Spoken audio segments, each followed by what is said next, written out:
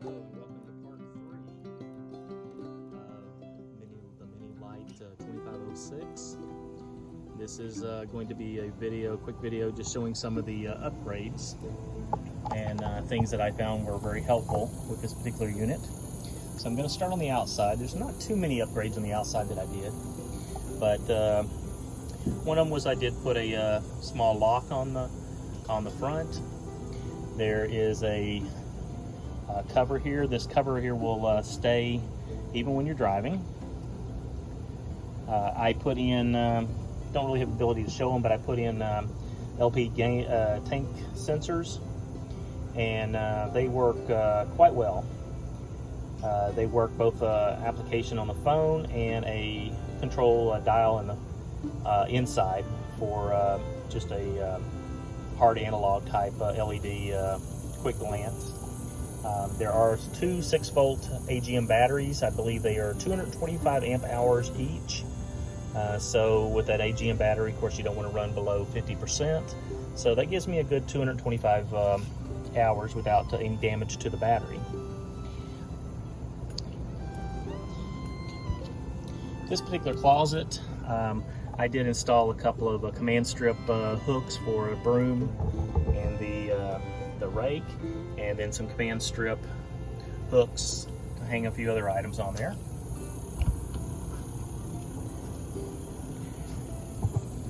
This is a lock from RV Locks, and it has the ability to put in your own passcode as well as lock it or unlock it by pushing a small key fob button. So for example, if we hit lock, it signals that it's locked, and then unlock.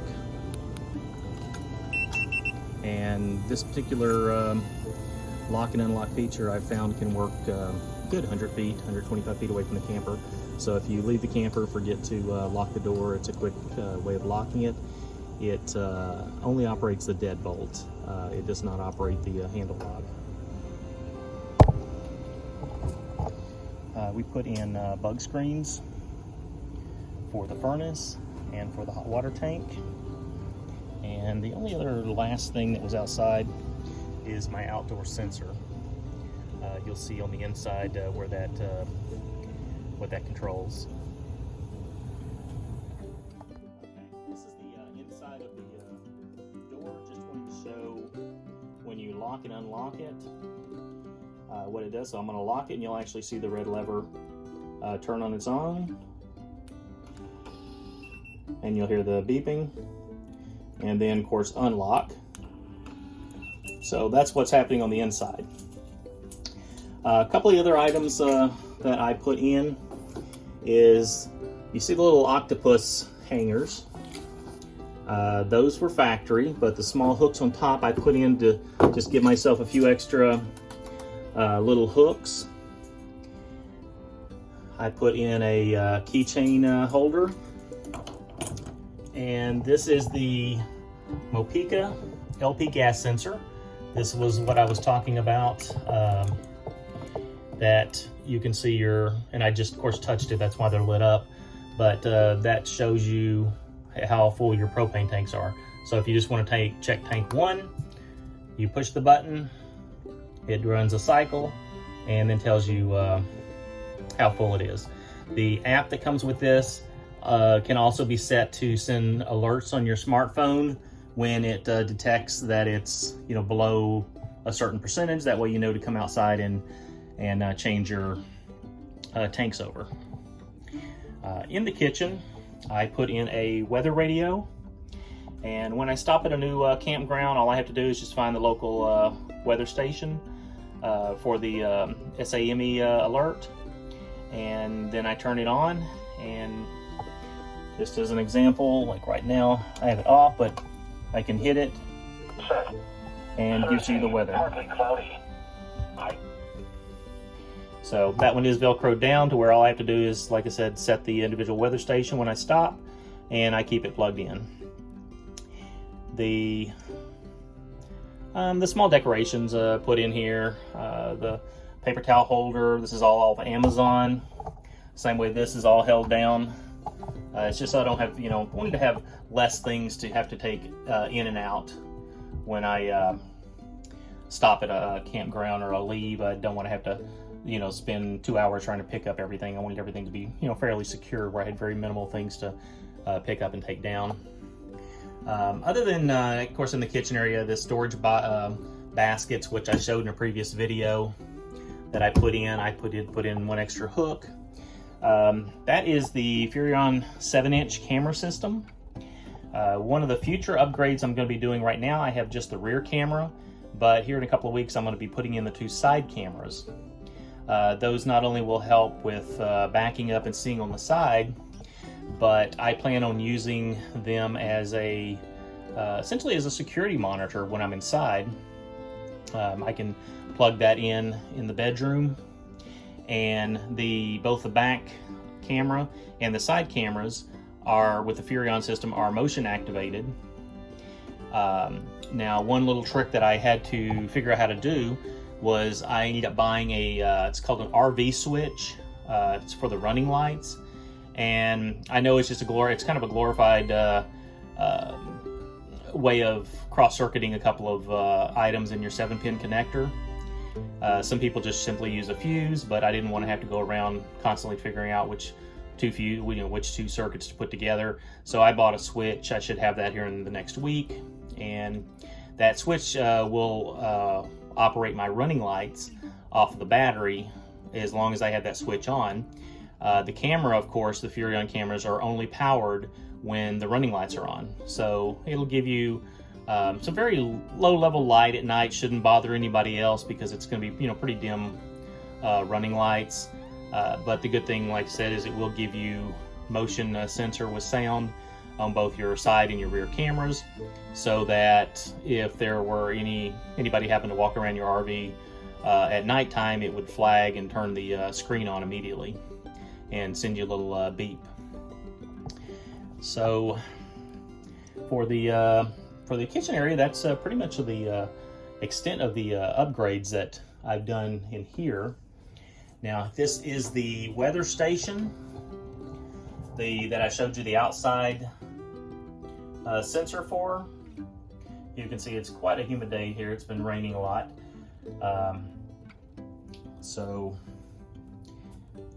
Once again, the plants are all Velcroed down.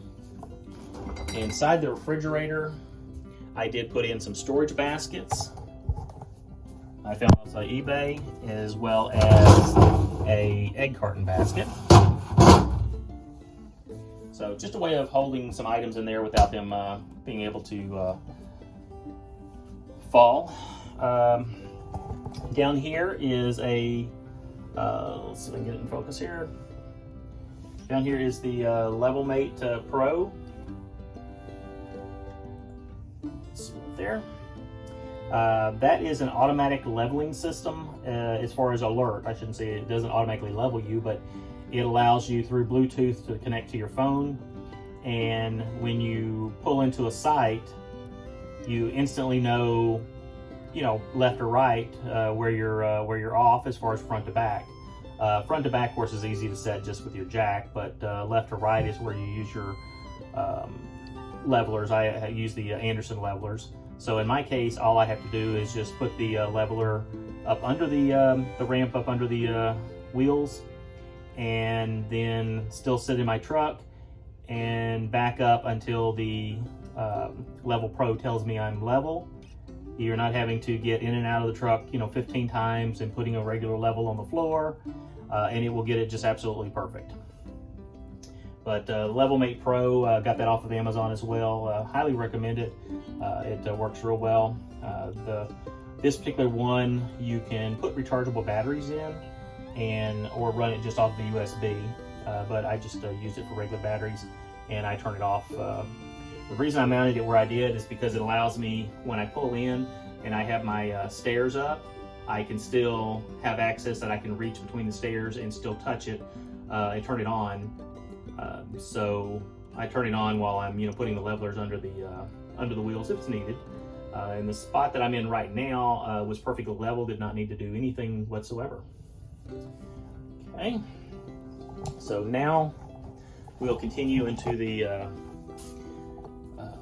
we'll do the bathroom first. So in this particular, other than the small items I have here, toothbrush holder that I got off of Amazon that's found a very small trash can that exactly fit on the little pedestal. And then a paper towel, toilet paper holder. The camper does come with like the small aluminum stainless looking one, but just didn't really match. And this one seems to hold up a lot better. I put it in at a little bit of an angle up so that it gives a little more security for, even though it's got this little ledge, so that nothing falls off. In the shower, I just installed the Aquagenix shower nozzle, and it is wonderful. Huge improvement over the stock shower nozzle. With the same water pressure, it feels like you've doubled your water pressure just because of the way it allows the water to come out. It's great for, I guess, people that, maybe the women that have longer hair, or just to take a shower and get the soap off a lot quicker to save water. It really helps. And plus, from the stock hose, this is probably an extra, I'd say almost 2 feet, at least 18 inches longer. So that gives a little more area that you can pull it around. At first I had thought about taking and removing this because the stock one was so tight you couldn't hardly get enough slack around it to move the nozzle around. And but as it is, I can keep that in there, and it's long enough of a hose. So that is pretty much for bathroom. That is all of the upgrades done in here. So now we're going to go into the hallway. This was a updated model for the air conditioning system. It's a digital system made by Channel Mac. The one that comes with the factory is just an analog slider, and I found that I had a lot of problems with the analog slider, just being able to get exactly perfect. I was constantly kind of playing with it. This one keeps the temperature a whole lot better. It's very precise. You just put a set point on it and it remembers your set point. Now what I did on this one is, because of this wall, one thing I had read was that the wall can heat or cool, and that can affect the thermostat. So I put in a bunch of like bat insulation and just stuffed it all through the wall area behind the thing. That way it insulated behind the thermostat as well, so that it should only be reading the temperature right here. I also made sure that I turned all my vents away from this location so that none of my vents were blowing directly into the hallway, thus causing it to turn. One of the advantages with this particular model, there are other models that operate off of Bluetooth. I did this one because it was very simple. The wires were the exact same color as the factory wiring, so it made it very easy to connect. I soldered all my connections and then heat shrunk the connection so that it would never pull apart. For the bedroom, one thing I did for both TVs, both the bedroom TV and the TV in the living room, is I installed the Roku systems, and then I also removed the factory coax cable and put in a just a higher end cable that had a 90-degree turn to it. That way it wasn't in such a kink. The factory one came out and it was in quite a bit of a kink when the TV was closed. After a while, a strong kink like that's going to fail. So I went ahead and put one that has a 90-degree angle. I'll try to see if I can get up under there if you can see it at all, but it's kind of hard to see. But it's in there. The TVs do swivel, but I found that just the normal position's fine for the bedroom. The other thing I did in the bedroom, I did that same thing in the living room and in the bedroom TVs, is I put in a LED lighting system. So it literally runs the course of the entire room. It has a control panel up under here, or it can be operated off of Bluetooth on your phone. You can turn it on, you can change colors. There's all types of different patterns that you can make it do. Or you can just turn it completely off. And then when you turn it back on, it repeats the same pattern that you already had on there. I like the white, or maybe at nighttime, maybe the slight red in here. That seems to be just enough little ambient light without having to run the other lights. The other lights are pretty bright. There is another light up under the bed. That's right there. The downside is I wish that one was hot all the time to where you could turn it off and on individually, because that one is really bright. It's almost too bright to read by. It's blinding. It's like having a small spotlight over your head. When you turn the switch off over here, it turns off all the lights in here, so including that light. Turn it back on. So that's one advantage of these small LEDs, is I can operate those from my phone while I'm laying in bed, and I can turn it on a little brighter, a little dimmer, in the white category, and keep the main lights off, and just makes it a little easier to see. So I think one of the last things I did install for any type of phone that has the automatic chargers, I guess what they call the wireless chargers, I put one of those in and velcroed that on there to where I could just lay my phone there at night and don't have to deal with cables all over the place. And once again, that's secured down by Velcro, so it will not move while you're traveling.